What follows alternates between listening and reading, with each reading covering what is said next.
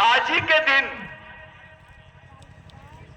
First India act बनाने का निर्णय एलिजाबेथ वॉरियर्स ने लिए, यानी अंग्रेजों ने ली। आज ही के दिन जिस समय आप लोग यहां बैठे हैं, ये समझ लो अभी भगवान टंटाभिल को फांसी दी जा रही है। इतने ही बजे भगवान टंटाभिल को फांसी दी गई और इतने ही बजे हम लोग आज बैठे हैं। आप सोच सकते हैं कि जब भगवान टंटाभिल को जबलपुर जेल में फांसी देने की बात चल रही थी, तो पूरे जबलपुर में कम से कम 25 लाख आदिवासियों तक इन्होंने अंग्रेज ने अपने रिपोर्ट में 5 लाख लिखा है, लेकिन जो पब्लिक सिटी के बाहर हो जाती है उसकी कोई गिनती नहीं थी। भारत के कोने कोने में लोग चौक पे आके आदिवासी लोग खड़े थे कि आज हमारे भगवान टंटाभिल को फांसी दे रहे हैं। साथियों, ऐसी आस्था, इतना विश्वास किसी भगवान पे भी नहीं किया गया जितना टंटाभिल पे देश में किया गया।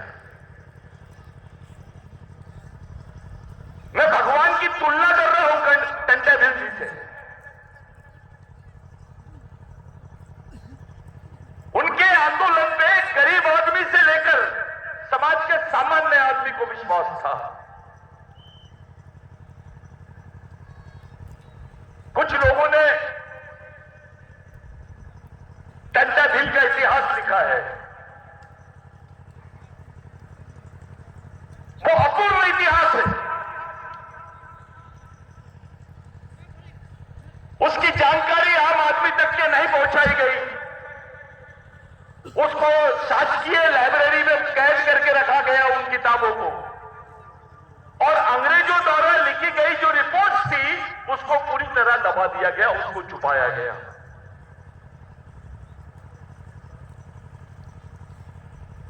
अब टंटाभिल के बारे में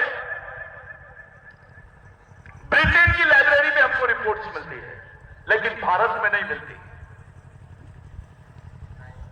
परिस्थिति देखो कैसे बना दी। जिस टंटाभिल ने अंग्रेजों के खिलाफ में लड़ा, उस टंटाभिल के बारे में सम्मान अंग्रेजों के दिमाग में आया और उन्होंने वहां के अपने लाइब्रेरी में टंटाभिल का इतिहास और उसकी किताबें रखी है। और जिनके लिए टंटाभिल ने लड़ा,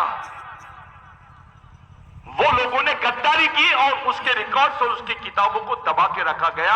आज भी हमारे इंडियन लाइब्रेरी में टंटाभिल की ओरिजिनल रिपोर्ट्स नहीं है।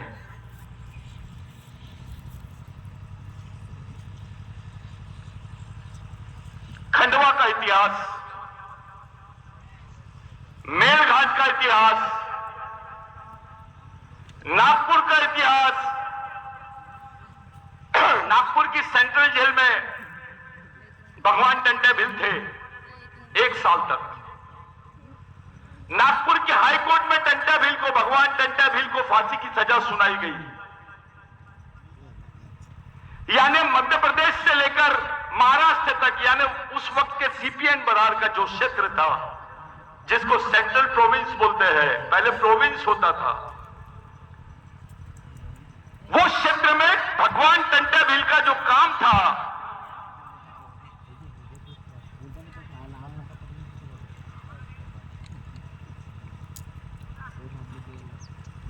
उस क्षेत्र में जो भगवान टंटाभिल का काम था, इससे भगवान बिरसा मुंडा भी अछूते नहीं रहे। जब दूसरे दिन यानी 4 तारीख की खबर थी कि भगवान टंटाभिल को फांसी दी गई, वो खबर 6 तारीख को यानी 6 दिसंबर को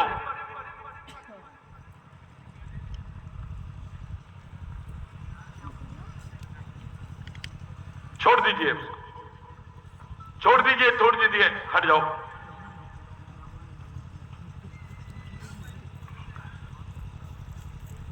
6 तारीख तारीख को ब्रिटिश टाइम्स करके एक अखबार है जिसमें यह छप के आया है कि रॉबिन हुड टेंटाबिल is no more, he has hanged out.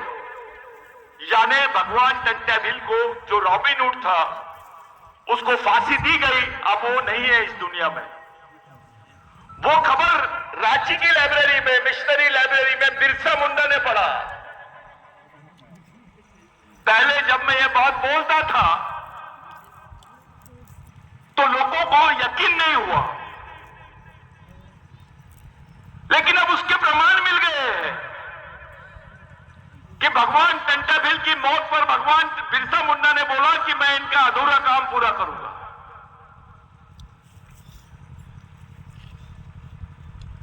सोचिए कि भगवान टेंटाबिल का जो संघर्ष का इतिहास, उससे प्रेरणा लेकर भगवान बिरसा मुंडा का निर्माण होता है। वो भी वही लड़ाई लड़ते हैं। ये भगवान बिरसा मुंडा का और भगवान टेंटाबिल का संबंध है। साथियों, 6 दिसंबर को बिरसा मुंडा ने भगवान टेंटाबिल की खबर, उनकी मौत की खबर सुनी और इस देश में एक हादसा 6 दिसंबर को और हुआ कि भगवान टेंटाबिल के क्षेत्र में जिनका जन्म हुआ वो डॉक्टर बाबा साहब आंबेडकर, जिन्होंने इस देश के संविधान का निर्माण किया, उनका भी देहांत 6 दिसंबर को हुआ है। ये इंसिडेंट देखिए आप, भगवान टेंटाबिल, बिरसा मुंडा और डॉक्टर बाबा साहब आंबेडकर। ये कनेक्शन समझने की कोशिश करो। बाबा साहब पर भी भगवान टेंटाबिल के विचारों का बहुत प्रभाव था। उनके समय यहां कबीरपंथी लोग हुए करते थे, कबीरपंथ के लोग होते थे यहां पर। साथियों, उस महान आत्मा की शहादत के दिन एक ऐसा कार्यक्रम आयोजन करना, आखिर इस कार्यक्रम के पीछे का मुख्य उद्देश्य क्या है? सबके मन में आता होगा कि ये करना क्या चाहते हैं। आम आदमी, समाज का आम आदमी और बाकी लोग भी ये सोच में है कि भाई चाहते क्या है। तो मैं आपको एक बात बता देना चाहता हूं कि भारत में आदिवासियों की, यहां के दबे कुचले लोगों की समस्याओं को देखकर ये निष्कर्ष पे हम लोग पहुंचे कि कोई भी संगठन समाज के मूल प्रश्नों का संघर्ष नहीं कर सकता है और ना ही संगठन के माध्यम से हम समाज की व्यापक लड़ाई को लड़ सकते हैं। इसलिए संगठन ये केवल एक माध्यम हो सकता है कुछ लोगों को इकट्ठा करने का, और कोई भी लड़ाई संगठन के मार्फत नहीं लड़ी जा सकती है। वो केवल और केवल मिशन के ही मार्फत लड़ी जा सकती है। ये निष्कर्ष पे हम लोगों ने अपने आप को लाया और उसके बाद हमने संगठन की कल्पना से बाहर उठकर विचारों के मिशन का निर्माण किया और वो विचारों के मिशन के माध्यम से आज पूरे देश भर में हम लोग काम कर रहे हैं। आप मणिपुर देख रहे हैं, मणिपुर में रोज आप पढ़ रहे होंगे कि मणिपुर में आज ऐसा हो गया, इतने आदिवासियों को मारा गया, इन आदिवासी क्षेत्रों में ये गिरफ्तारियां हुई, यहां पर आदिवासी महिलाओं को मार दिया गया, उनके साथ बलात्कार हुआ, उनके घर जला दिए गए। रोज आप लोग ये सुनाई दे रहा होगा आपको। लेकिन मणिपुर पर राष्ट्रपति कुछ बोली? इस देश की राष्ट्रपति आदिवासी है, यह प्रचार किया जा रहा है और आदिवासी राष्ट्रपति चुप है, इस बात का कोई प्रचार नहीं हो रहा है। यानी राष्ट्रपति आदिवासी को बनाकर आदिवासियों का ही खात्मा करने की प्लानिंग की गई और उसी योजना को यहां पर अंजाम दिया जा रहा है। साथियों, मेरे से एक पूर्व वक्ता ने बहुत अच्छी बात बोला जब वो शेड्यूल्स में बात कर रहे थे कि आदिवासी अधिकारों के संबंध में राष्ट्रपति का रोल बहुत बड़ा है। यह ऐतिहासिक बात है कि इस देश की राष्ट्रपति आदिवासी है और उसने अभी तक के एक शेड्यूल पर 5वीं अनुसूची पे 6वीं अनुसूची पर आदिवासी हत्याओं पर, आदिवासियों की पहचान पर, उनके राष्ट्रीय और अंतर्राष्ट्रीय पहचान पर, उनके अधिकारों पर एक शब्द नहीं बोली।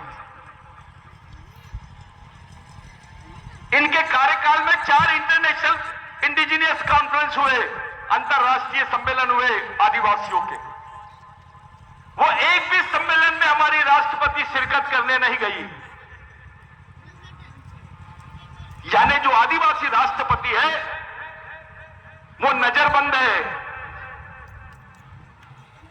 मैं ऐसे राष्ट्रपति को हम लोग हमारे आदिवासी है करके हम बोल रहे हैं, ये नजरबंद है। उसको भारत सरकार ने आदिवासी राष्ट्रपति को नजरबंद करके रखा है।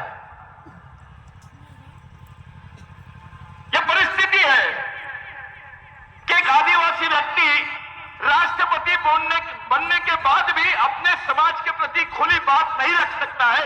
इससे ज्यादा दयनीय परिस्थिति और क्या हो सकती है इस देश में। राष्ट्रपति से कोई बड़ा पद नहीं है, प्रधानमंत्री से बड़ा पद माना जाता है और आदिवासी अधिकारों के संबंध में राष्ट्रपति सर्वोच्च है। क्या रोल है? एक राष्ट्रपति बनने के बाद आपके बारे में एक शब्द नहीं बोल सकती है, तो अपना आम आदमी से आप क्या विश्वास करोगे कि ये कुछ बोल सकते हैं? या एक छोटे मोटे संगठन से आप क्या विश्वास करोगे? 4 लोगों को जमा कर दिए और उनको एक संगठन का नाम दे दिए, व्हाट्सएप पे, यूट्यूब पे वो चला रहे हैं। ये संगठन समाज को तो छोड़ो, अपना खुद का भी टाइम नहीं कर सकते, अपने आप को भी तैयार नहीं कर सकते, अपने आप को भी नहीं बचा सकते। समाज की लड़ाई की बात बहुत दूर की है।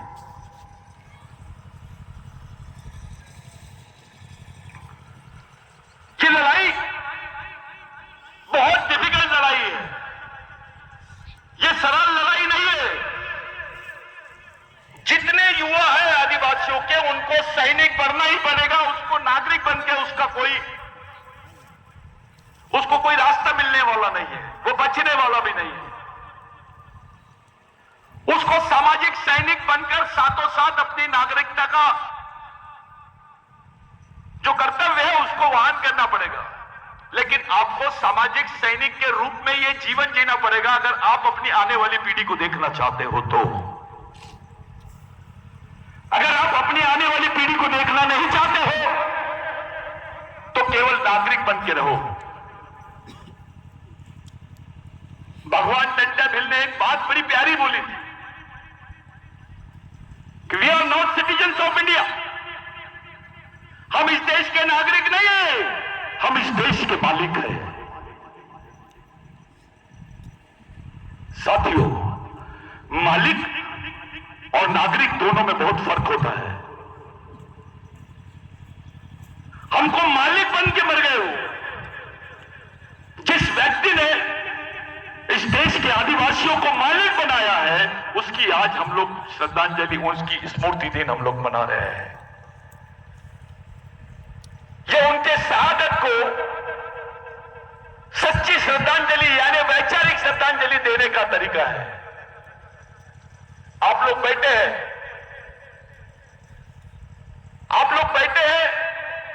नॉर्मल नहीं बैठे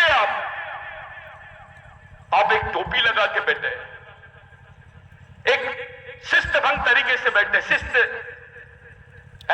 सिस्टमैटिक तरीके से आप लोग बैठे हैं।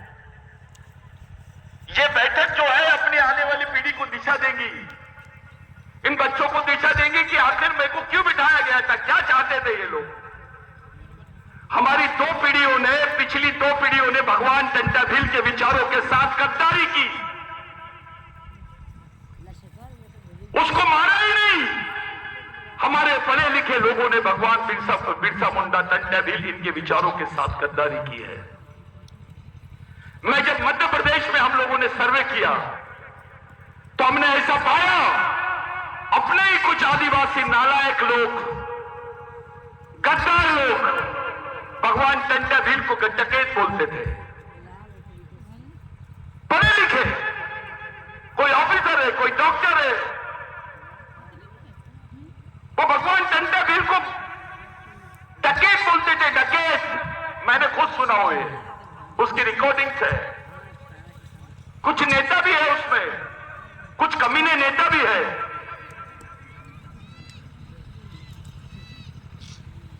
अबे अपने भगवान को डकैत बोलता है, इतनी गुलामी तेरे सोच में आई कैसे? वहां से बिरसा ब्रिगेड ने ये काम को शुरू किया और हमने तय किया कि उस विचारों के आधार को पूरे समाज के जीने का आधार बनाएंगे। भगवान टंटा भील और हमारे क्रांतिकारियों के विचारों को समाज के जीने की जीवन पद्धति बनाएंगे। वो केवल हमारे लिए विचार नहीं है, वो हमारे लिए जीने का रास्ता भी है। और उसी विचारों को लेकर इस मूवमेंट को शुरू किए। गवर्नमेंट के पास रिकॉर्ड नहीं था। हमारा एक बेशरम मिनिस्टर है, उसको जब बोला गया कि यार भगवान टंटा भील का आप लोग शहादत दिन मनाते, जन्मदिन क्यों नहीं मनाते? तो बोले जन्मदिन का कोई रिकॉर्ड नहीं है। बाद में पता चला कि जन्मदिन इसलिए नहीं मनाते क्योंकि भगवान टंटा भील का जन्मदिन 26 जनवरी को है। और इनको मालूम हो गया था अगर भगवान टंटा भील का जन्मदिन राष्ट्रीय स्तर पर 26 जनवरी को मनाएंगे तो लाल किले में जो झंडा बहता है उसमें पहला फोटो भगवान टंटा भील का होना चाहिए, क्योंकि इस देश का मालिक है वो। उस लड़ाई को अंजाम दिया है। भारत के इतिहास में 17 साल तक सशस्त्र संघर्ष करने का इतिहास केवल और केवल भगवान टंटा भील के हिस्से में आता है। भगवान राघोजी भांगरे, भगवान बाबूराव शर्मा के, भगवान रेंगा कोरकू, हमारे जितने क्रांतिकारी हैं इनके इतिहासों को आप देखिए, उसमें एक अलग टाइप का इतिहास भगवान टंटा भील के साथ जुड़ा हुआ है। हमने गवर्नमेंट ऑफ महाराष्ट्र को, गवर्नमेंट ऑफ मध्य प्रदेश को मेमोरेंडम दिया और एंथ्रोपोलॉजिकल डिपार्टमेंट ऑफ इंडिया यानी मानव शास्त्रीय विभाग जो है वो विभाग को एक मेमोरेंडम दिया और हमने बताया कि भगवान टंटा भील का जन्म 26 जनवरी को हुआ। इसी इंदौर में हमने यहां के उस वक्त के वर्तमान मुख्यमंत्री उनको बुलाए थे जिस दिन 26 जनवरी का झंडा भोपाल में फहराना था, उस दिन वो वहां पर थे। आज पूरे देश में, विकिपीडिया में, ऑक्सफोर्ड यूनिवर्सिटी में यह बात रजिस्टर्ड हो गई कि 26 जनवरी किसका जन्मदिन है? जम के बोलो, किसका जन्मदिन है? देश की आजादी या स्वाधीनता दिवस जिसको रिपब्लिक डे जो बोल रहे हो आप, 1950 से जो हमने मनाना शुरू किया, ये तो 1950 को मनाए रिपब्लिक डे। लेकिन उस वक्त 10,000 ग्राम सभाएं जिनको आज आप लोग जानते हैं, छोटे छोटे गांव में हमारी पंचायत होती है, वैसे 10,000 ग्राम सभा को भगवान टंटा भील संचालित करते थे। तब कोई साधन नहीं थे, फोन वोन कुछ नहीं था। एक टेक्निक थी, भगवान टंटा भील यहां पे बोल देते थे, सुबह तो शाम तक की खबर मेलघाट में और नागपुर में पहुंच जाती थी। आजाद देश बाद में हुआ। 26 जनवरी का जो पर्व है इस देश में पहले से मनाया जाता है। इसके गाने हैं। तो बिरसा ब्रिगेड ने इस बात को दमखम के साथ पूरे देश को मनाने, देश को सामने रखी कि भगवान टंटा भील का जन्मदिन 26 जनवरी को है और आज देश को मानना पड़ा इस बात को। और सरकारें मनाने लग गई है। तब तक के भगवान टंटा भील मालूम नहीं था। अब इंदौर में पुतला बैठ गया उसके नाम से रेलवे स्टेशन कर रहे हैं ये लोग, उसके नाम से इंटरनेशनल लाइब्रेरी की बात कर रहे हैं। अब इनकी नजर पाताल पानी की जमीन पर है। साथियों, अपने ही लोग जो उनके पालतू बन गए हैं, हम किसी पार्टी का, किसी व्यक्ति का या किसी जाति का विरोध नहीं कर रहे, वैचारिक विरोध कर रहे हैं। जो भगवान टंटा भील के विचारों को केवल विद्रोही बोल के छोड़ देते हैं, उनको आदिवासी का नेता बोल के छोड़ देते हैं, मैं उनको चुनौती देना चाहता हूं कि आप एक ऐसा नाम बताइए भगवान टंटा भील जैसा, जो भारत में स्वतंत्रता के संग्राम में इस तरीके की युद्ध नीति और इस तरीके का जीवन किसी ने जिया होगा।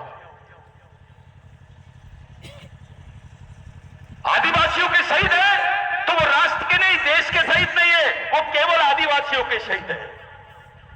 लेकिन ऊंची जाति का कोई शहीद है तो वो देश का शहीद हो जाता है। आदिवासी का नेता है तो केवल आदिवासी का रहेगा, लेकिन ऊंची जाति का कोई नेता रहेगा तो वो देश का नेता रहेगा।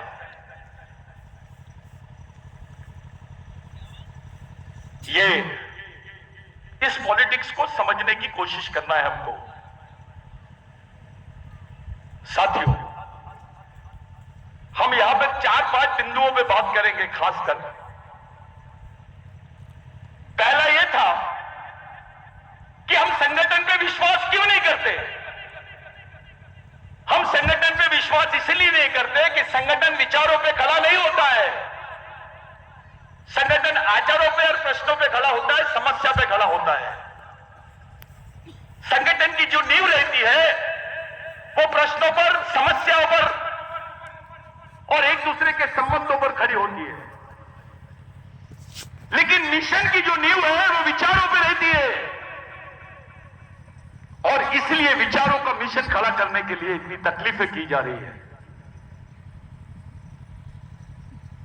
जब तक हमारे विचारों का मिशन खड़ा नहीं होगा, भगवान टंटा भील के विचारों का मिशन खड़ा नहीं होगा, आपको मुक्ति नहीं मिलेगी। अपना नियम है, एक नेता बनाओगे तो 5 साल काम देगा, लेकिन एक कार्यकर्ता बनाओगे तो समाज के लिए जिंदगी भर काम करेगा। ये नींव है विचारों की। आज के दिन हमारे सामने 3 बड़े प्रश्न हैं, हमारी आंखों के सामने। जैसे यूक्रेन का युद्ध हो रहा है वैसे ही युद्ध चल रहा है मणिपुर में। पार्लियामेंट में एक भी क्वेश्चन नहीं खड़ा हुआ मणिपुर पर, ना प्रधानमंत्री ने खड़ा किया इस पर बात, ना राष्ट्रपति ने की, ना किसी आदिवासी नेता ने किया। इससे हमको क्या संदेश मिल रहा है, इससे हमारे बीच में क्या मैसेज है, इससे हमको क्या सीखने मिल रहा है कि हमारे साथ कोई नहीं है। हमारे लोगों को बेवकूफ बनाते हैं, उनको धर्म के नाम पर, जाति के नाम पर बहकाकर उनको दूसरे तरीके से संगठित करने की कोशिश की जा रही है। और ये बहुत सफल हुए मध्य प्रदेश में, छत्तीसगढ़ में, गुजरात में। हमने इनको झारखंड में सक्सेस नहीं होने दिया। आज जो झारखंड में परिवर्तन दिखाई देता है, ये बिरसा ब्रिगेड की देन है। आपको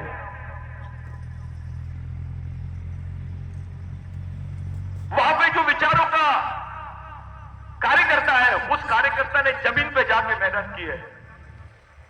हम किसी पार्टी के पक्ष में नहीं थे, लेकिन एक विचार के खिलाफ थे हम जरूर हैं।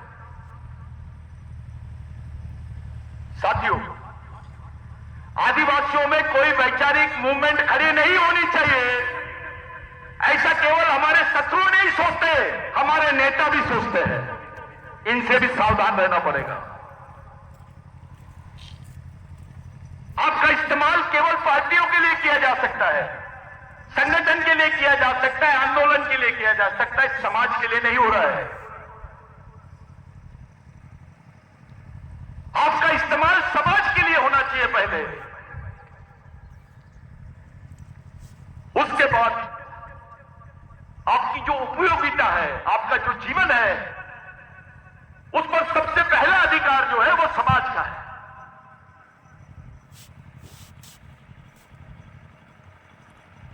एक बात पर, जिस पर कोई बात नहीं कर रहा है, भारत की जो अर्थव्यवस्था है वो अर्ध औपनिवेशिक, यानी राष्ट्रीय पूंजीपति वर्ग का अंतरराष्ट्रीय पूंजीपति वर्ग से जो समन्वय हुआ है, वो दोनों पूंजीपति वर्ग मिलकर भारत में कंपनी, माइनिंग और अन्य क्षेत्रों में इन्वेस्टमेंट कर रहे हैं। और इनकी जो काम है, जो इनकी फैक्ट्री है या इनका जो बिजनेस है, उसके लिए इनके लिए जरूरी है कि इनकी साठगांठ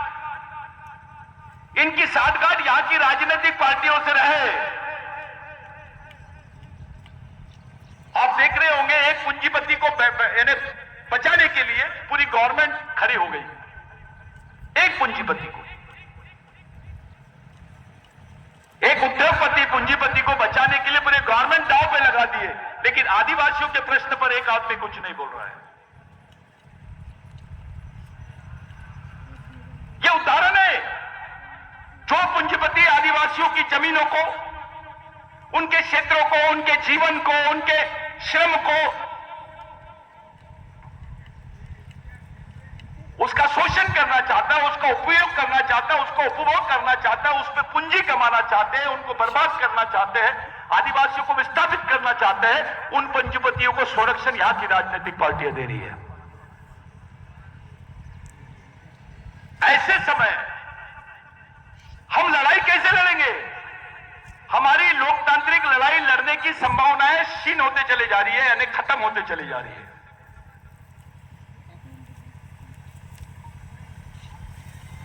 और उस लड़ाई को लड़ने के लिए हमारे पास जो साधन चाहिए, हमारे पास जो ब्रेन बैंक चाहिए, हमारे पास जो आर्थिक आवश्यकता चाहिए हमारे लिए, वो उपलब्ध नहीं है। आपको दिख रहा है ये मिशन चल रहा है करके, लेकिन बहुत विपरीत परिस्थितियां में काम कर रहे हैं इसके लिए, बहुत विपरीत परिस्थितियों। भारत में 60% विदेशी पूंजी आ सकती है, उसके लिए भारत वर्ल्ड बैंक से लोन ले सकता है, यानी भारत WTO के साथ में खड़ा रहेगा, IMF के साथ में खड़ा रहेगा, यानी इंटरनेशनल मॉनिटरिंग फंड, जिसको अंतरराष्ट्रीय फंड बोलते हैं। ये सब चीजें भारत अंतरराष्ट्रीय स्तर से वर्ल्ड बैंक से पैसा लेगा, लेकिन अंतरराष्ट्रीय यानी UN के साथ भारत जुड़ेगा, लेकिन UN में जहां आदिवासियों के अधिकारों की बात आती है, भारत वहां चुप रहेगा। साथियों, ये पूंजीपतियों के कहने पर, इन बहुत बड़े व्यापारी साम्राज्यवादी मानसिकता के लोगों के कहने पर ही भारत सरकार ने अभी तक नहीं बोली है कि भारत में आदिवासी रहते हैं करके। हम जब बोलते हैं कि नहीं, हमारी राष्ट्रीय और अंतर्राष्ट्रीय दोनों पहचान होनी चाहिए, भारत के संविधान में हमारी पहचान आदिवासी के रूप में है, तो अंतर्राष्ट्रीय संविधान में यानी यूनाइटेड नेशन संयुक्त राष्ट्र के संविधान में हमारी पहचान भी आदिवासी के रूप में होनी चाहिए। क्योंकि आज से 7 साल 8 साल बाद में जब ग्लोबलाइजेशन सैचुरेशन की तरफ जाएगा, तो विश्व का एक ही संविधान बनेगा। उस अंतर्राष्ट्रीय संविधान में जब तुम्हारी पहचान नहीं रहेगी, तो तुम्हारी पीढ़ी कैसे जिंदा रहेगी? अरे आपको आदिवासी करके पहचान थी तो जमीन बची, आपका जीवन बचा।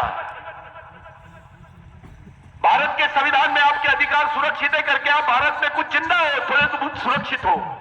अंतर्राष्ट्रीय संविधान में आपके अधिकार नहीं रहेंगे तो आप सुरक्षित कैसे रहोगे?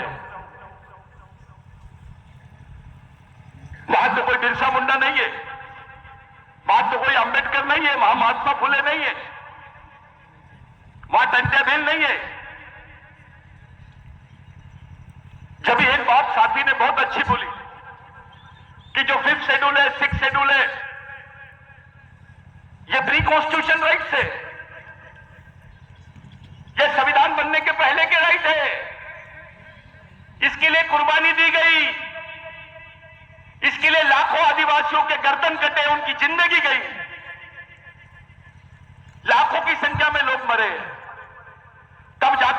कॉन्स्टिट्यूशन हमको राइट्स मिले हैं जिसको प्रोविंशियल राइट्स बोलते हैं,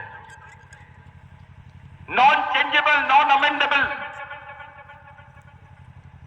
प्री कॉन्स्टिट्यूशन कांस्टेंट राइट्स, यानी स्थायी अधिकार बोलते हैं उसको।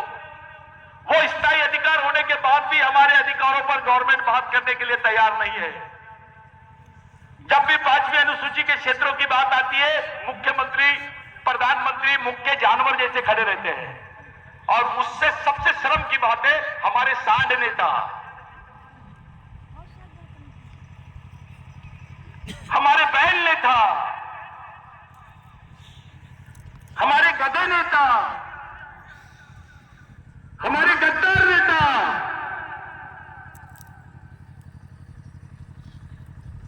चुपचाप रहते हैं।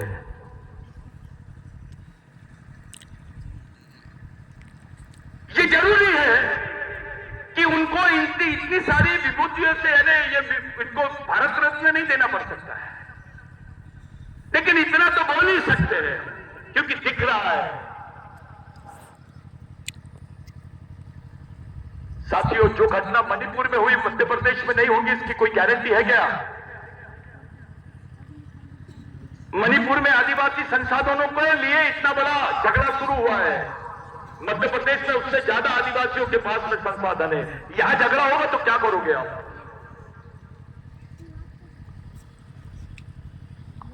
हमारे आधे लोग तो बजरंग दल में है, वो बजरंग दल में नहीं है, दलदल में है। आरएसएस में काम कर रहे कुछ अधिकारी कर्मचारी। मैं उनसे पूछना चाहता हूं, आप क्यों नहीं पूछते उनसे कि आपको आदिवासी बोलने से क्या तकलीफ है? अमेरिका बोल सकता है कि उसके देश में आदिवासी है, अफ्रीका बोल सकता है उसके देश में आदिवासी है, ऑस्ट्रेलिया बोल सकता है उसके देश में आदिवासी है। अब उनकी छोड़ दो। यही आरएसएस के लोग बोलते हैं कि यह अखंड भारत था, तो पाकिस्तान बोलता है उसके देश में आदिवासी है, नेपाल बोलता है उसके देश में आदिवासी है, श्रीलंका बोलता है उसके देश में आदिवासी है, बांग्लादेश बोलता है उसके देश में आदिवासी है, तो भारत क्यों नहीं बोलता? जो मोहनजोदारो हड़प्पा का जो आधा क्षेत्र है वो भारत में है, आधा पाकिस्तान में है। साथियों, ये एक ही देश है।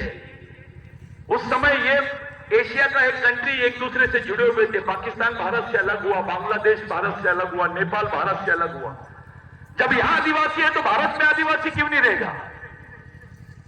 अभी संयुक्त राष्ट्र संघ ने नेपाल के आदिवासियों को मान्यता दे दी है, भारत क्यों नहीं दे रहा है? क्योंकि भारत हिंदू राष्ट्र की संकल्पना को मानता है, सिंधु राष्ट्र की संकल्पना को नहीं मानता है। अरे सिंधु संस्कृति भारत की सबसे प्राचीन संस्कृति थी, है और रहेगी। भारत का मानव शास्त्र बोलता है, एंथ्रोपोलॉजी बोलती है कि भारत में भगवान पैदा नहीं हुए थे तब से आदिवासी रहता है।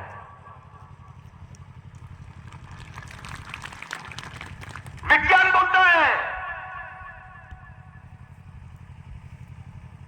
विज्ञान बताता है कि नहीं, भारत में भगवान नहीं रहते थे तब से आदिवासी रहते हैं।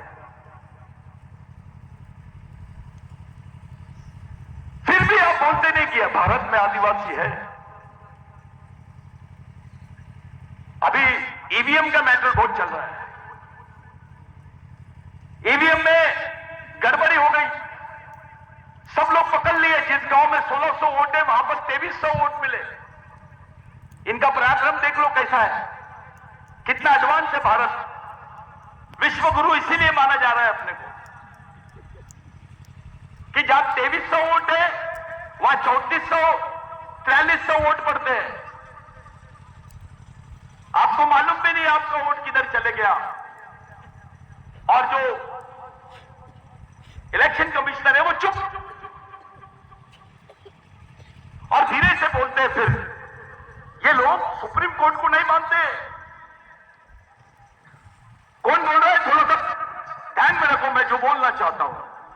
ये सुप्रीम कोर्ट को नहीं मानते। सुप्रीम कोर्ट ने ईवीएम के बारे में साफ बोल दिया है कि जो जीतता है वो ईवीएम को अच्छा बोलता है, जो हारता है वो ईवीएम में गड़बड़ी करता है। ऐसा सुप्रीम कोर्ट बोलता है, और सुप्रीम कोर्ट जो बोलता है वो सही बोल रहा है, इसलिए सुप्रीम कोर्ट की बात को मानना चाहिए। हम भी मानते हैं, हम सुप्रीम कोर्ट से भी सर्वोच्च भारत के संविधान को मानते हैं। उसको सुप्रीम बोलते हैं, supreme law. Constitution is the supreme law, यानी सर्वोच्च कानून यानी संविधान है, सुप्रीम कोर्ट नहीं है। इसी सुप्रीम कोर्ट ने 2010 में बोला, नंदा भाई बेल की केस में, जिसको बिरसा ब्रिगेड नहीं लड़ा है, उस लड़ाई को जीते भी है। सुप्रीम कोर्ट ने जजमेंट दिया कि आदिवासी इस देश का मूल मालिक है, वो इसको, ये प्रथम नागरिक है, इसको मूल निवासी होने का सम्मान मिलना ही चाहिए। सुप्रीम कोर्ट ने बोला। भारत सरकार क्यों नहीं मान रही है? ईवीएम की बात को बराबर मानते हैं, आदिवासी की बात को क्यों नहीं मानते? ईवीएम की बात को क्यों नहीं मानते? ईवीएम की बात मंजूर है, इलेक्ट्रॉनिक वोटिंग मशीन, उसकी बात को आप मान रहे हो, उस पर सुप्रीम कोर्ट की बात को मान रहे हो। ईवीएम आदिवासी विचार मंच, उसकी बात को नहीं मान रहे आप। यानी सुप्रीम कोर्ट का सम्मान आपको कौन से माध्यम से करना है, कौन से इश्यू पे करना है, ये आप तय करोगे। भगवान राम को यहां पे न्याय मिल जाता है, लेकिन आदिवासियों को न्याय नहीं मिलता है। उस लड़ाई को लड़ने के लिए ही तय करना है हमको कि हमारा मिशन कैसा हो। आप लोग बहुत बड़ी नींव डालने जा रहे हैं।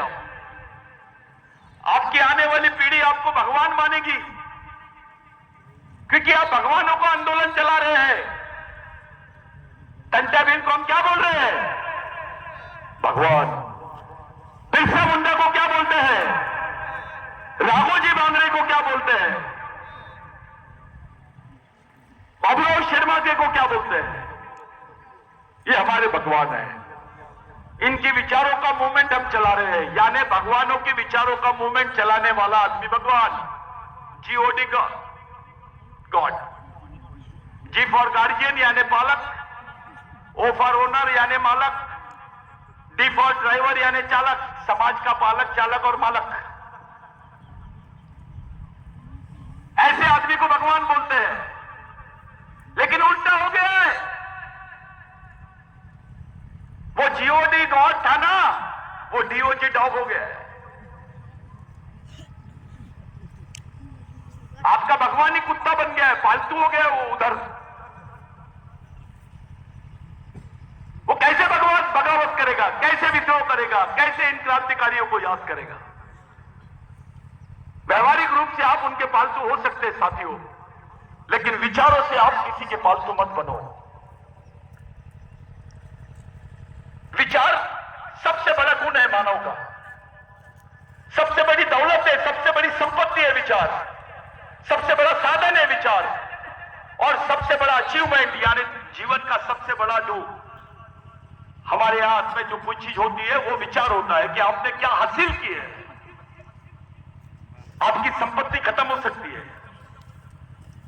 आप मर सकते हो, आपकी संपत्ति के साथ आपको भूल जाएंगे लोग, पद और प्रतिष्ठा दोनों मर जाएगी, विचार नहीं मरते। यह वैचारिक आंदोलन है। बिरसा मुंडा को जो तत्व ज्ञान था कि समाज हमारा आर्थिक रूप से गरीब रहेगा चलेगा, लेकिन विचारों से गरीब नहीं रहना चाहिए। जो विचारों से गरीब रहता है वो गुलाम पैदा होता है और गुलाम मर जाता है। इस आंदोलन को सही स्वरूप देने के लिए जो जो लोगों ने मशक्कत कर रहे हैं या जो जो लोग काम कर रहे हैं, जो जो लोग प्रत्यक्ष अप्रत्यक्ष रूप से मदद कर रहे हैं, वो सभी गॉड है। और आप तो गॉड है ही। कुछ लोग बोलते हैं, अरे भाऊ दादा आप बोल रहे थे आप लोग भगवान है वो, लेकिन बाकी लोग तो बोलते भगवान कोई झगड़े नहीं करते। तो उनको याद दिलाओ, मैंने कहा देव असुर संग्राम। इस देश में एक इतिहास मिलता है, देव और असुरों का संग्राम। असुर यानी आदिवासी। असुर का मतलब होता है परिपक्व, जिसकी सत्ता है, जो मालिक है, उसको असुर बोलते हैं। इन्होंने उसको बहुत अच्छा रूप दे दिया, असुर को राक्षस बना दिए, रक्षक को राक्षस बना दिए।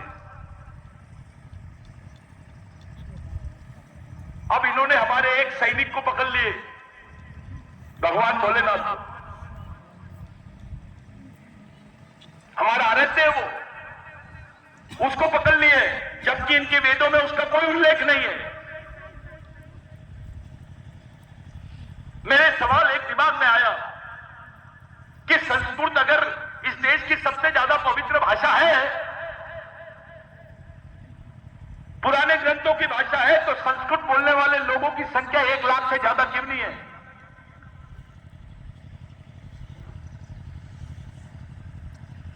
अरे हमारी भील भाषा, भिल्लारी भाषा, बिलाटी भाषा, पावरा भाषा,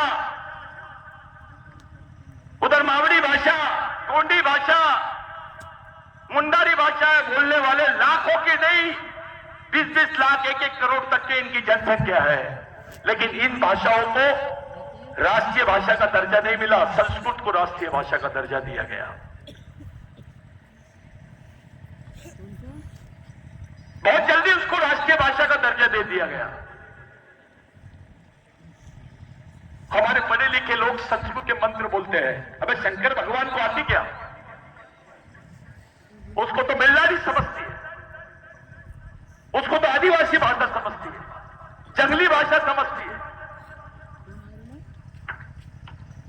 आदिवासी संस्कृति को समझने के लिए आदिवासी तत्वज्ञान और आदिवासी भाषा ही उपयोग में आएगी।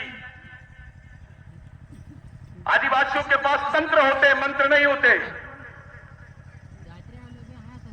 आर्यों के आने से पहले भी हमारा यहां पर साम्राज्य था, सिंधु संस्कृति स्थापित थी, मोहनजोदारो हड़प्पा की संस्कृति थी। इसके प्रमाण है, विश्व के सभी इतिहासकारों ने मान लिया इसको। यही लोग नहीं मान रहे, सिर्फ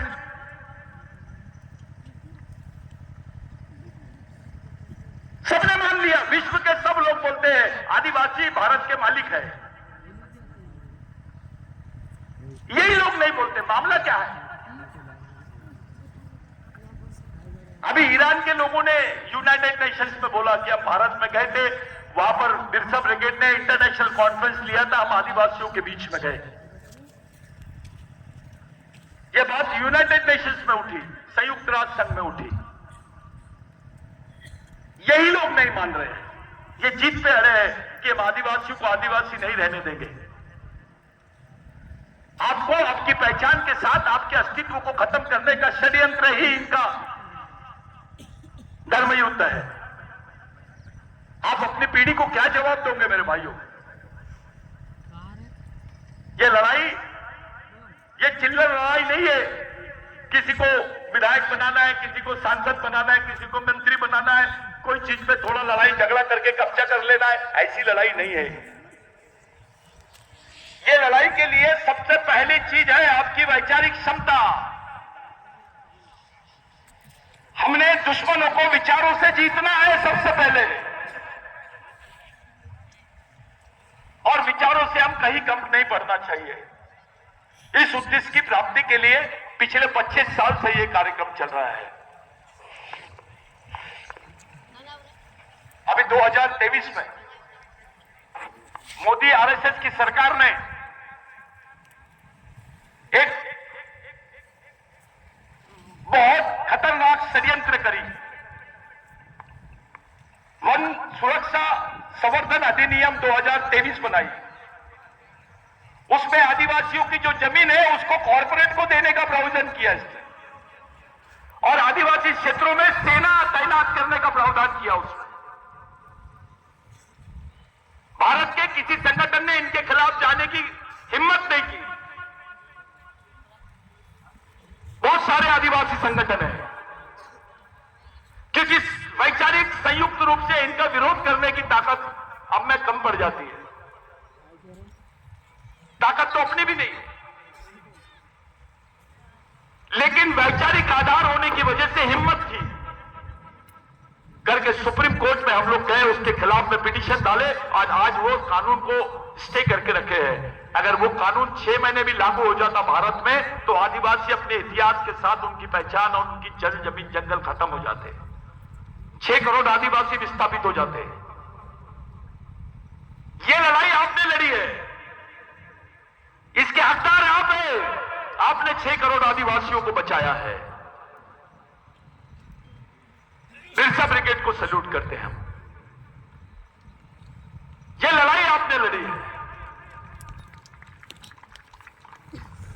2010 का 11 का जो जजमेंट है वो बिरसा ब्रिगेड की देन है।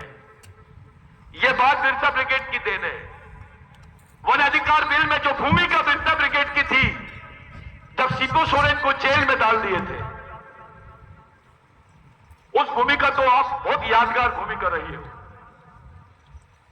साथियों, आने वाले समय में 6000 माइनिंग प्रोजेक्ट इन्होंने आदिवासी क्षेत्रों में तैयार किए हैं, जिसके लिए वर्ल्ड का यानी विश्व का सबसे बड़ा इन्वेस्टमेंट भारत में हो रहा है। और जिस साथी ने यहां पर 5वीं अनुसूची का भाषण दिया, मैं उनको दिखाना चाहता हूं कि ये पूरे 6000 प्रोजेक्ट 5वीं अनुसूची क्षेत्र में ही लगाए जा रहे हैं। यानी आपका झगड़ा अभी अंतर्राष्ट्रीय ताकत से भी है, राष्ट्रीय ताकत से भी है, राष्ट्रीय पूंजीपति वर्ग से भी है, अंतर्राष्ट्रीय पूंजीपति वर्ग से भी है और सरकार से भी है। ऐसे समय अगर आपको प्रोटेक्शन चाहिए तो आपको इंटरनेशनल कोर्ट में और इंटरनेशनल कॉन्स्टिट्यूशन के थ्रू ही प्रोटेक्शन मिलेगा। इसलिए आपकी पहचान संयुक्त राष्ट्र संघ में होना बहुत जरूरी है। आपने कुछ भी किए तो ये लोग आपको स्टैंप मार देते, नक्सलवादी। बिरसा ब्रिगेड को अक्सर ये लोग इसी तरीके से देखते हैं। हम उनको खुला चैलेंज किए, बताओ नक्सलवादी आदिवासी हो सकता है, लेकिन आदिवासी नक्सलवादी नहीं हो सकता है। जो लड़ाई जल जमीन जंगल की सामाजिक स्तर पर, वो जो लड़ाई यहां पर मध्य प्रदेश में आदिवासियों की है, वही लड़ाई मध्य प्रदेश महाराष्ट्र में भी है, वही लड़ाई छत्तीसगढ़ में है, वही लड़ाई झारखंड में है, वही लड़ाई उड़ीसा में है, वही लड़ाई गुजरात में है, वही लड़ाई राजस्थान में है, वही लड़ाई आसाम में है, वही नागालैंड में है, वही मणिपुर में है। जब हमारी लड़ाई समान है राष्ट्रीय स्तर पर, तो हमारी विचारधारा भी समान होना चाहिए। और संगठन गली गुच्छी का नहीं होना चाहिए, 2 जिले वाला 5 जिलों वाला नहीं, वो राष्ट्रीय होना चाहिए। अगर लड़ना है तो भगना है तो कुछ भी बनाओ।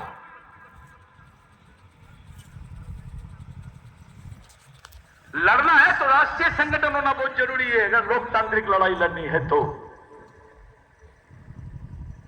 इसलिए इतना व्यापक संगठन अगर आपको बनाना है राष्ट्रीय अंतर्राष्ट्रीय स्तर पे, तो इसके लिए वैचारिक मिशन ही जरूरी है। वही एकमात्र पर्याय है, दूसरा कुछ भी नहीं है। और वैचारिक आधार जब तक के आपके पीछे नहीं रहेगा, आप मानसिक रूप से तैयार नहीं रहेंगे। मानसिक रूप से तैयार नहीं रहेंगे, आप इतनी बड़ी लड़ाई को लड़ नहीं सकते। जिस आदमी को मालूम ही नहीं उसका दुश्मन कौन है, वो लड़ेगा किससे?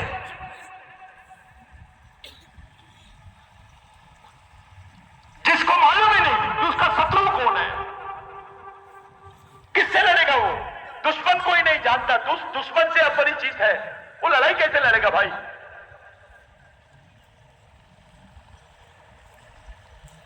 तो विचारधारा जो है, मूवमेंट में जो विचारधारा है, संघर्ष में जो विचारधारा का काम है, वो आपको दोस्त और दुश्मन की पहचान कराती है।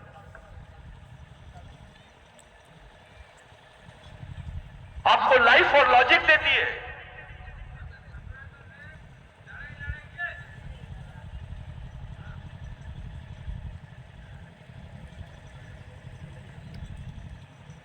और विचारों की लड़ाई लड़ने के लिए घर घर तक, घर घर से लोग निकलना चाहिए।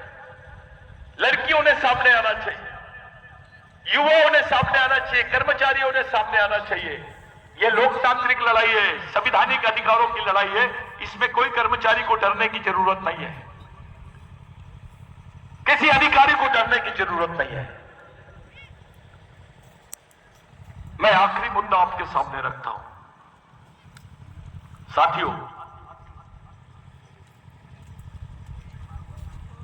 भारत में 4800 संगठन है जिनके रजिस्ट्रेशन है और वो बड़े स्तर पे काम कर रहे हैं आदिवासियों में।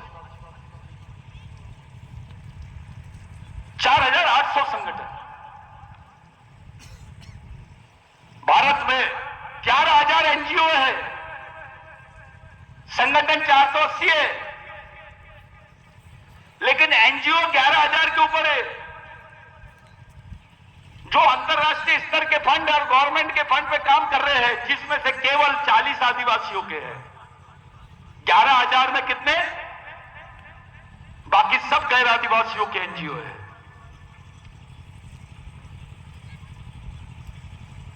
और ये अंतरराष्ट्रीय फंड आदिवासियों के नाम से लाते हैं और उसका उपभोग 5 स्टार होटल में रह के, विदेश यात्रा करके उसको बड़े उसी में सुखी है। ये धंधा है। और सरकार के नेता, सरकार के लोग, सरकार खुद इसमें दलाली का काम करती है। परसेंटेज, अंतरराष्ट्रीय फंड आता है तो गवर्नमेंट को परसेंटेज मिल जाता है आदिवासियों के नाम पर। 11000 एनजीओ, 480 संगठन देखो, और भारत के 6 करोड़ आदिवासी जो है बीपीएल में है। 6 करोड़ आदिवासी बीपीएल में है, लेकिन केवल 3 करोड़ आदिवासियों के पास में ही प्रमाण पत्र है बीपीएल का, जिसको बिलो पॉवर्टी लाइन बोलते, गरीबी रेखा के नीचे। यानी आदिवासियों का जो 3 करोड़ आदिवासियों का मूल आंदोलन है, वो उनको बीपीएल का कार्ड मिलना चाहिए, उनको 2 वक्त का राशन मिलना चाहिए। ये लड़ाई है आदिवासियों की।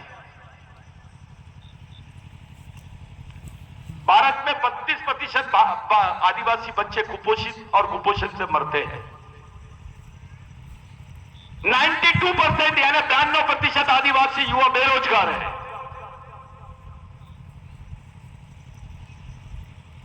और जितने लेबर है भारत में गड्ढे खोदने का काम करते हैं, जोखिम का काम करते हैं, उसमें सब 60% आदिवासी है। गरीब कौन? आदिवासी। मजदूर कौन? बेरोजगार कौन? शोषित कौन? जितने लोग प्रोजेक्ट के नाम पर विस्थापित हुए, उनमें 80% लोग आदिवासी भारत में। आंकड़े छुपाते हैं ये लोग, अपने लोगों को बेवकूफ बना देते हैं। अरे नहीं, ऐसा नहीं, ऐसा है, ऐसा नहीं, ऐसा है। आपको अलग टाइप के आंकड़े बनाते हैं और आपके बीच में रखते हैं। मीडिया इनका है। हमारा एक चैनल नहीं है, चैनल तो दूर की बात है, एक अखबार में नहीं है आदिवासियों का, जो रेगुलर भारत में चलता होगा। आपकी बात कौन सुनेगा? आपकी बात आपके भाई तक आप कैसे पहुंचाओगे? ये सोशल मीडिया पे भी कंट्रोल उनका है। वो चाहेंगे आपकी न्यूज को स्प्रेड होने देंगे, वो नहीं चाहेंगे आपकी न्यूज को कट कर देंगे। ऐसी विपरीत परिस्थिति में हम लोग फंसे हुए हैं। ना नेता हिम्मत कर पा रहा है, क्योंकि नेता को लगता है मैं इधर का भी नहीं रहूंगा, उधर का भी नहीं रहूंगा। समाज कमजोर है, मैं लड़ूंगा कैसे पार्टी से, तो वो सरेंडर हो जाता है पार्टी को। वो हिम्मत नहीं कर पा रहा है। अधिकारी डरा हुआ है, वो पुलिस से कम आरएसएस के लोगों से ज्यादा डरता है। हमारे लिए जो परिस्थितियां हैं सब तरफ से अपोजिट हो गई, यानी विपरीत हो गई है। ऐसी विपरीत परिस्थिति में समाज को सरवाइव करना है, इस समाज को जिंदा रखना है, इसकी मूल लड़ाई को खड़े करना है, इस समाज का मिशन खड़ा करना है, ताकि समाज में एकता भी हो जाए, हमारे कुछ बेवकूफ लोग हैं, बुरा नहीं मानना, मैं एक शब्द यहां से बोलता हूं, जिनको वैचारिक नपुंसक बोलते हैं, जो जाति के नाम से संगठन चला रहे हैं। मैं भील हूं, बिलाला हूं, बारेला हूं, गावित हूं, गोरखू हूं, गोंड हूं, मारिया हूं, प्रधान हूं। ये जो भाषा करने वाले लोग हैं, नपुंसक लोग हैं, गांडू लोग हैं। ये समाज को एक नहीं कर सकते हैं। ये भागने वाली विचारधारा है, लड़ने वाली विचारधारा नहीं है। ये शॉर्टकट ढूंढते हैं। शॉर्टकट में केवल आप पॉलिटिक्स कर सकते हो, समाजकरण नहीं कर सकते। हमारी मूल लड़ाई समाज को एक जगह लाने की है, और ये केवल लड़ाई नहीं है, चुनौती है। एक विचारों से समाज का हर वर्ग, पूरे देश का एक जगह कैसे आएगा, उस पर विचार और उस पर काम कर रहे हैं। आप लोग सतर्क रहना ऐसे लोगों से जो समाज में इस टाइप के काम करते हैं।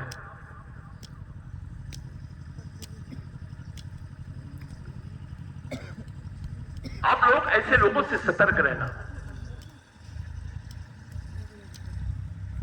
मैं ये इसलिए बोल रहा हूं कि साइंस ने डीएनए रिपोर्ट में बता दिया कि आदिवासियों का डीएनए पूरे आदिवासियों का समान है, वर्ल्ड के, केवल भारत के नहीं। जब भारत सिंधु भारत था तो आप लोग एक जगह थे, एक संस्कृति के अधीनस्थ थे। भारत के जितने आदिवासी हैं वो शिव को अपना आराध्य मानते हैं, राम को नहीं मानते, हनुमान का रिस्पेक्ट करते हैं। अपने खेत के पास में एक लाल पत्थर रख देते, उसको सिंदूर लगा देते, वो हनुमान बन जाता है। एक पत्थर रहता है, वो लिंगपिन बन जाता है। वो शिव को अपना आराध्य मानते हैं। उसके इर्द गिर्द सिंधु संस्कृति में हम लोग दिखाई देते हैं। जब हम संस्कृति की बात करते हैं तो सिंधु संस्कृति की बात होती है, और उसका नायक जो है वो शिव है। शिव भगवान नहीं हमारे लिए आराध्य, हम शिव की मां को भी मानते हैं। इनको शिव तक ही समझ में आया होगा, उसकी मां का कोई अध्ययन नहीं होगा। इनके ग्रंथों में कोई भी इसका उल्लेख नहीं है। आदिवासी की संस्कृति जो है वो मूल की संस्कृति है, मूल मानव संस्कृति है। और ये जो मूल झगड़ा है भाई, अब ये एक नया झगड़ा खड़ा कर दिया इन्होंने देश में, हिंदू संस्कृति और सिंधु संस्कृति का। अब इस पे चर्चा करने लग गए हैं लोग, बड़े बड़े साहित्यकार इस पर चर्चा कर रहे हैं, बड़े बड़े इतिहासकार इस पर चर्चा कर रहे हैं। और जब सिंधु संस्कृति की बात होती है तो आदिवासियों की बात होती है, क्योंकि सिंधु संस्कृति का जो नायक है वो आदिवासी है। आदिवासी इस देश के मूल मालिक है। यहां के एससी, एसटी, ओबीसी माइनॉरिटी के लोग उसके वंशज हैं। यह सिंधु संस्कृति का सिद्धांत है। आदिवासी धर्म पे विश्वास नहीं करता। धर्म तो 3000 साल पुरानी चीज है। कोई भी धर्म 3000, 4000 साल पहले तो उसका कोई अस्तित्व नहीं था, लेकिन आदिवासी संस्कृति का अस्तित्व इस देश में हजारों सालों का है। इसलिए एंथ्रोपोलॉजी बोलती है कि भगवान पैदा होने से पहले इस देश में आदिवासी पैदा हुआ है। हम भी शिव को मानते हैं, हमारा भी आधार है।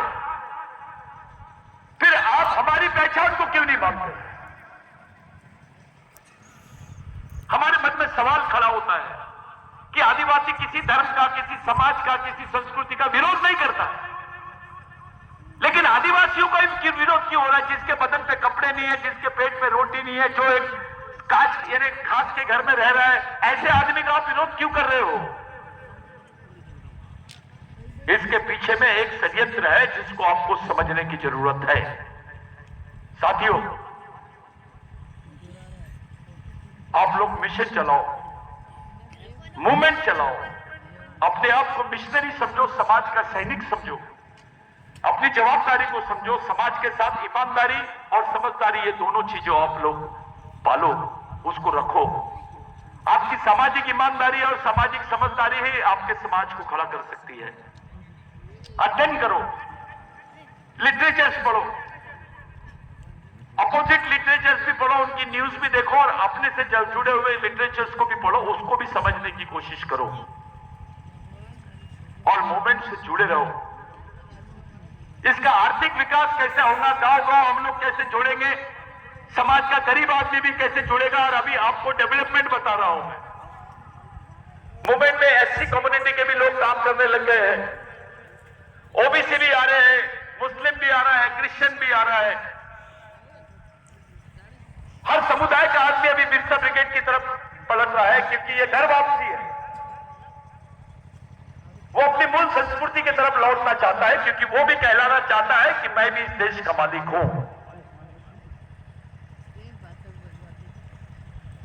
हम इस देश के भाईचारे को, इस देश की संस्कृति को और हमारे संविधान को जिंदा रखते हुए अपने आप को, अपनी पहचान को और अपने अधिकारों को जिंदा रखने की लड़ाई लड़ रहे हैं। हम असंवैधानिक नहीं हो सकते हैं। जो हमको अभी सब असंवैधानिक बोल रहे हैं, उनको समझ में आ गया है कि ये लड़ाई संवैधानिक तरीके से लड़ रहे हैं, इसलिए इनको असंवैधानिक बोलना जरूरी है। आज के दौर में हर आदमी एक मीडिया से भ्रमित होते चले जा रहा है। आपको धर्म कोड की बात नहीं करनी है, आपको सांस्कृतिक कोड की बात करनी है, क्योंकि पूरे भारत के आदिवासियों का धर्म समान है ऐसा कोई नहीं बोल सकता, लेकिन आदिवासियों की संस्कृति समान है ऐसा बोल सकते हैं। We need common cultural code, CCC 3C, common cultural code, समान सांस्कृतिक कोड, इसकी जरूरत है आदिवासियों को। आज के दिन अब तमाम लोग ये पॉम्पलेट, पोस्टर, ये आपके लिए है। हम लोग सामूहिक सामाजिक दीक्षा लेंगे और वो सामूहिक सामाजिक दीक्षा लेते वक्त हम सब लोग खड़े रहेंगे, पूरे कैडेट्स हमारे साथ में रहेंगे। कोई ऐसी चीज जिससे तुमको मन में कोई शंका आई होगी, किसी गैर आदिवासी भाई को बुरा लगा होगा, यहां तक कि हम ब्राह्मणों के भी खिलाफ में नहीं है। ये बिरसा ब्रिगेड है जिसने साबित किया है कि इनकी विचारों से ब्राह्मणों को भी न्याय नहीं मिला है। आज ब्राह्मण भी आपको किसी बियर बार के सामने चौकीदारी करते हुए दिख रहा है, तो इनकी धार्मिक सोच उनके लिए भी सच्ची नहीं है। साथियों, आप लोगों से मैं विनती करता हूं कि हम अपने शहीदों को सच्ची आदरांजलि देने के लिए उनको हाजिर नाजिर रखकर सामाजिक शिक्षा और सामाजिक दीक्षा देने के लिए और शिक्षा लेने के लिए, दीक्षा और शिक्षा लेने के लिए, उनके विचारों की शिक्षा और दीक्षा लेने के लिए आप लोग सब यहां आए हैं। जितने कैडर से मध्य प्रदेश, महाराष्ट्र, बाकी जगह से जो लोग आए हैं, यहां पे जो खड़े हैं नीचे, उनसे ज्यादा सर्वश्रेष्ठ लोग खड़े हैं।